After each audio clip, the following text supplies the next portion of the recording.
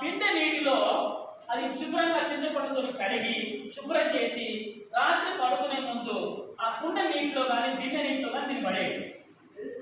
అదే ముక్క లేదా చెమ్ము గ్లాస్ అందులో వేసేయండి. సో ఈ పట్లం ఏం చేస్తుంది? రాగి ఈ నీటిని శుభ్రం చేస్తుంది. ఆ నీటిలో ఉన్నటువంటి ఫ్లోరైడ్ లాంటి హార్మ్ఫుల్ మెటల్స్ అన్ని తీసుకొని నీటిని శుద్ధి చేస్తుంది. అప్పుడు మీరు ఆ నీటిని తాగండి, ఆరోగ్యంగా ఉంటారు. మూడవది, ఓకేనా?